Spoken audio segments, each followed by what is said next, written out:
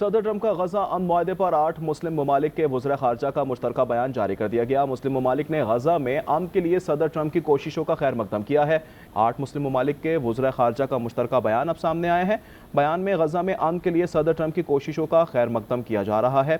जबकि मज़ीद ये भी आपको बता दें कि बयान पाकिस्तान, सऊदी अरब, UAE, उर्दन, तुर्की की जानिब से जारी हुआ है। मुश्तरका ममालिक का ये बयान है। मिस्र, कतर, इंडोनेशिया के वज़ीर ख़ारजा भी इसमें शामिल हैं।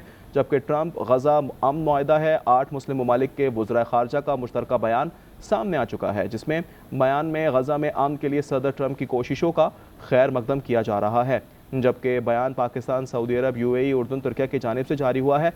मुश्तरका ममालिक के बयान में मिस्र, कतर, इंडोनेशिया के वज़ीर ख़ारजा भी शामिल हैं। जबकि ट्रंप गजा अमन मुआहदा है।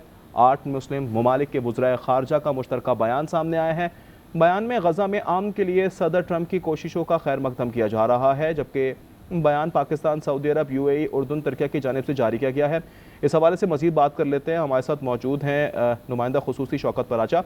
शौकत पराचा, ट्रंप गजा अमन मुआहदे के हवाले से अब ये 8 मुस्लिम ममालिक के वज़ीर ख़ारजा का मुश्तरका बयान सामने आया है। इस बयान की अहमियत कितनी है?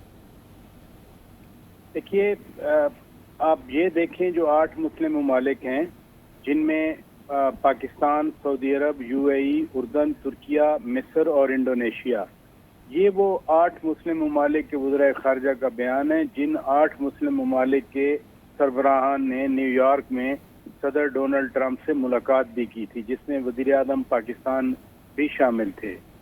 फिर इंडोनेशिया के सदर ने तो कह भी दिया था कि हम 20,000 फ़ौजें गजा भेजने के लिए तैयार हैं। तो उस कॉन्टेक्स्ट में चूँकि सदर ट्रंप ने गुज़श्ता रात अमन मुआहदा पेश किया, तो इन 8 ममालिक ने, जो यकीनी तौर पर फौजी ताकत भी रखते हैं और इकनॉमिक ताकत भी रखते हैं, मसलन पाकिस्तान फौजी ताकत भी है, माशी ताकत भी है, तुर्की फौजी ताकत भी है, माशी ताकत भी है, इंडोनेशिया है, मिस्र है, लिहाजा ये बैक करना 8 बड़े मुस्लिम ममालिक का गजा में सदर ट्रंप के अमन मुआहदे को, तो ये इसकी अपनी अहमियत है। इसका मतलब है कि जिस तरह से इस 8 वज़ीर ख़ारजा के बयान में ये भी कहा गया है कि हम सदर ट्रंप की जो लीडरशिप है और उनके अंदर जो सलाहियत है अमन कायम करने के लिए, उसके साथ हैं, तो ये एक बैकिंग कर दी इन 8 मुस्लिम ममालिक ने भी। चूँकि उस दिन भी जब 8 सरबराहान का सदर ट्रंप के साथ इजलास हुआ था, उसमें भी